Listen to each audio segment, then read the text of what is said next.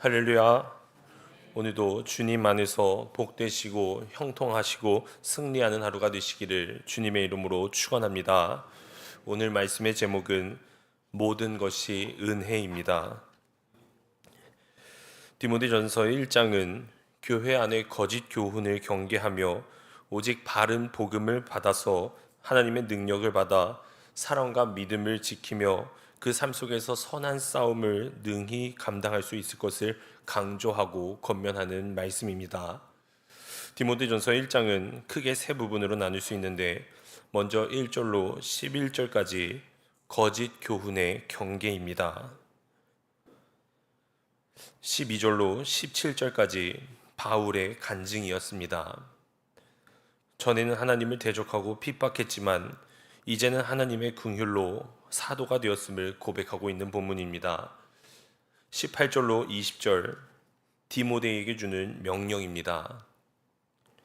바울은 디모데가 선한 싸움을 싸우며 믿음과 착한 양심을 지켜나갈 것을 당부하고 있습니다. 오늘 이 디모데전서 1장의 말씀이 오늘을 살아가는 우리들에게 어떠한 신앙의 권면을 주는가, 우리 이 시간 함께 영적인 교훈과 기도의 제목을 삼고자 합니다. 첫 번째로, 자격 없는 우리를 용서해 주신 은혜에 감사해야 합니다. 자격 없는 우리를 용서해 주신 은혜에 감사해야 합니다. 바울 사도의 감사하는 마음은 자신의 그 추악한 과거와 결부되어 있었습니다. 오늘 13절 말씀처럼 그는 과거에 비방자였고 또 박해자였고 폭행자였습니다. 그는 이처럼 매우 강한 의미를 단어를 사용하면서 과거의 자신은 도저히 그 크신 하나님의 은혜를 받을 수 없는 구제불능의 사람이었다라는 것을 우리는 잘 알고 있습니다. 그러나 주님은 이러한 바울에게도 긍휼을 베푸셨습니다. 오늘 13절 앞줄 말씀입니다. 내가 전에는 비방자요 박해자요 폭행자였으나 도리어 긍휼을 입은 것은, 바울은 자신이 긍휼을 입었다라는 그 사실을 항상 기억하고 있었습니다. 과거의 허물을 용서받고 이처럼 주님의 신임 받는 자가 된 것은 오로지 주님의 주권적이고 무조건적인 은혜가 아니면 불가능이었다라는 것을 다시 한번 밝히고 있습니다. 여러분, 그러나 하나님의 교회를 핍박한 것은 엄청난 죄입니다. 그러나 그 엄청난 죄를 지고도 바울은 오늘 용서하심을 받았습니다. 하나님께서는 죄를 회개하는 자에게 다시는 그 죄에 대해서 묻지 않으십니다. 왜 그러냐 하면 예수님께서 이미 죄값을 다 치르셨기 때문입니다. 그런데 오늘 바울은 본인이 긍휼을 입은 까닭을 13절에 이렇게 얘기합니다. 내가 믿지 아니할 때에 알지 못하고 행했기 때문이라. 사실 이 본문의 말씀은 오해의 소지가 있는 구절입니다. 바울은 자신이 교회를 핍박하고 있을 때는 영적으로 눈이 먼 상태였고 알면서도 하나님을 대적한 고의적인 범죄가 아니다라는 것을 본인이 스스로 말하고 있습니다. 그러나 이 말은 바울의 무지가 면책의 대상이 된다거나 은혜 받을 자격이 된다라는 뜻은 아닙니다. 물론 고의적인 핍박보다 회개의 가능성이 더 크겠지만 두 경우 모두 다 하나님의 은혜가 아니고서는 구원의 가능성이 없음을 우리는 꼭 믿어야만 합니다. 사랑하는 여러분, 이 세상에서 율법대로, 구약의 법대로 따져서 살아남을 사람은 단 한 사람도 없을 것입니다. 오직 하나님의 그 크신 은혜로 말미암아 우리가 구원을 얻게 되는 것입니다. 예수께서 육신을 입고 이 땅에 오셔서 우리와 같이 되시고 우리를 위하여 대신 죽으셨던 것은 무조건적인 하나님의 은혜인 것입니다. 14절입니다. 우리 주의 은혜가 그리스도 예수 안에 있는 믿음과 사랑과 함께 넘치도록 풍성하였도다.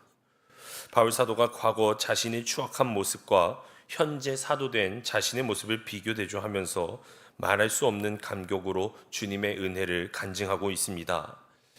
사랑하는 여러분, 주님의 그 불가항력적인 은혜는 바울의 믿음과 사랑에도 큰 불을 붙였습니다.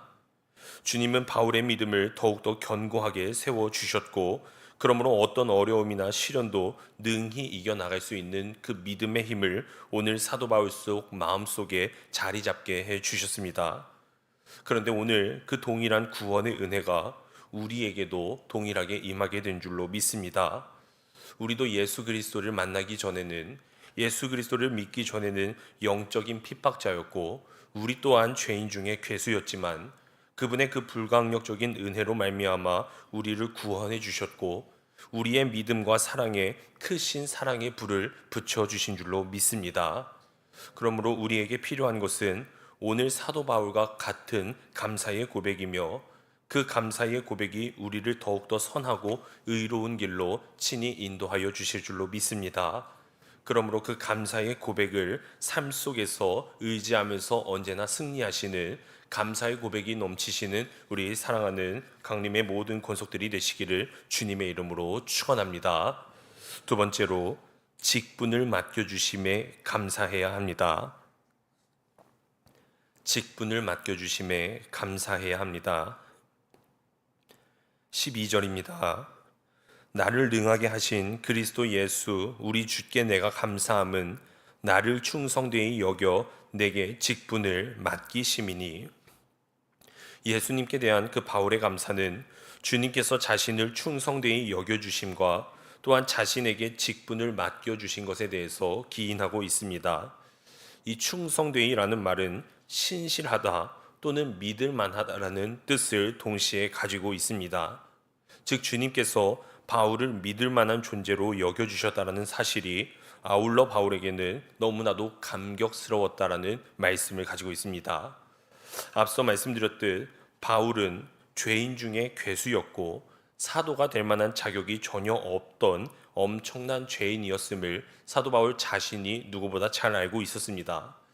그런데 바울은 연륜이 깊어지면 깊어질수록 자신을 향한 하나님의 불강력적 은혜를 생각하면 생각할수록 자신의 그 죄된 상태에 대한 자각이 더욱 심화되었습니다.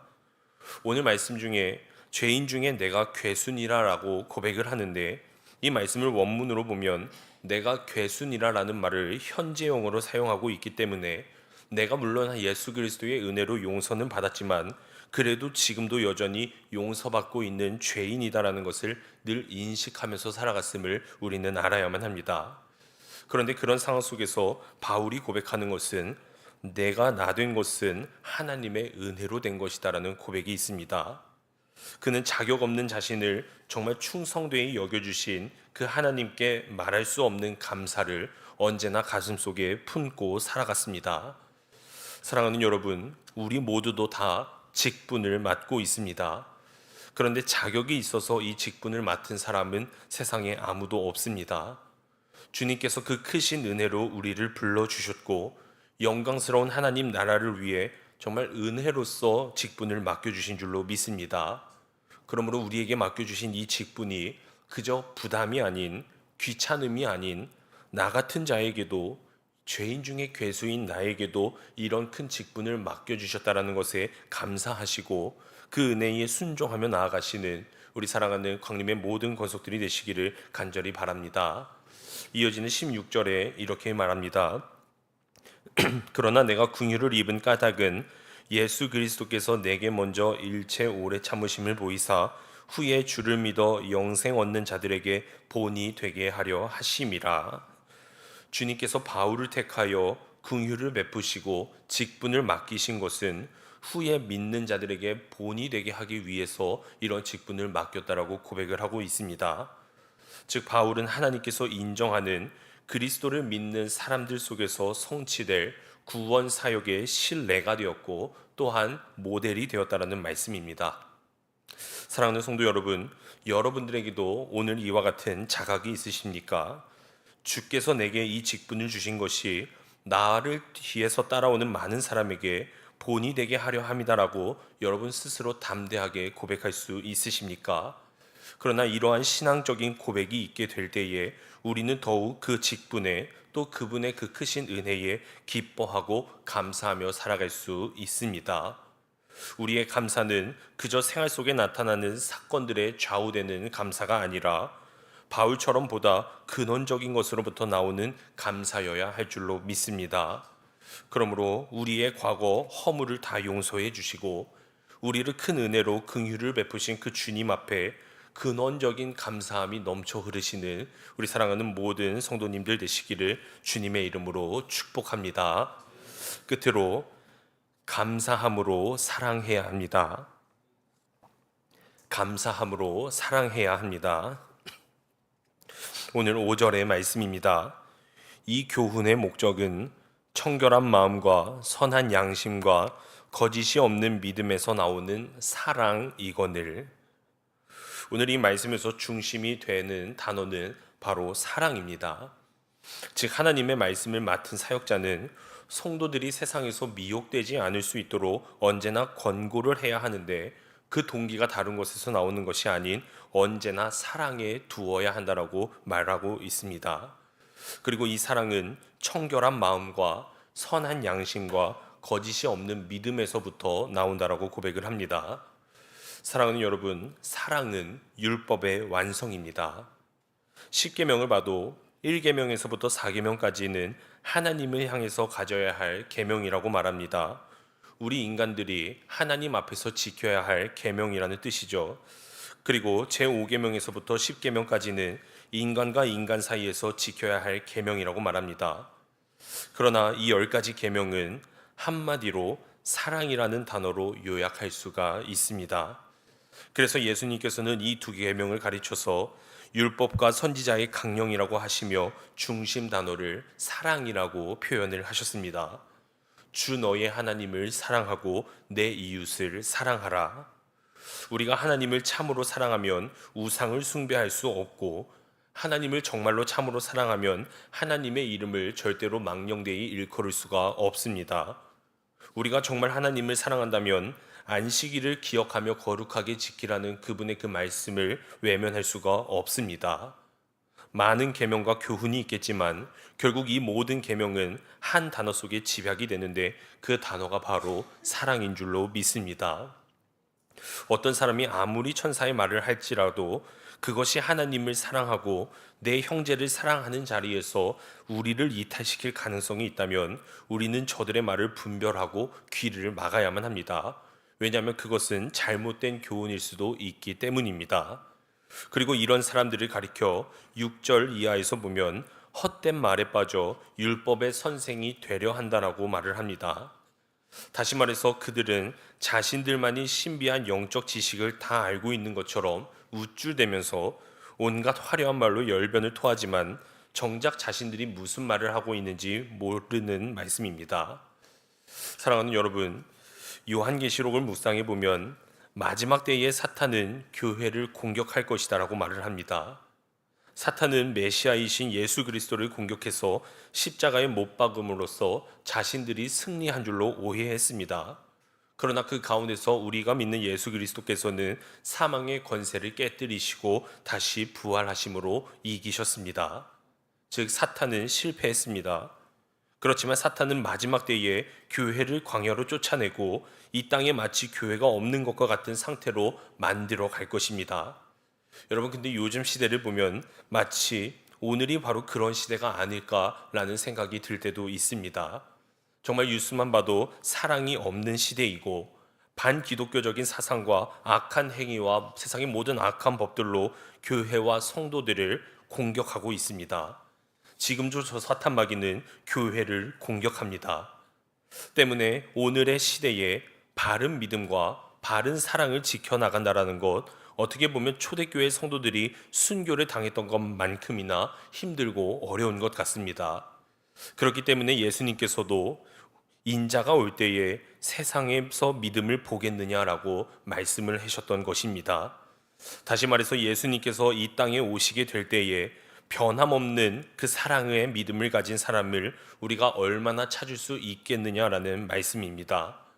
그러므로 이 마지막 때에 행동하는 신앙, 사랑이 있는 신앙, 실천하는 신앙으로 우리 교회와 믿음을 지켜나가야만 할 줄로 믿습니다. 순교적인 신앙으로 어두운 세상과 영적 전쟁에서 맞서 싸워 나가야 할 줄로 믿습니다.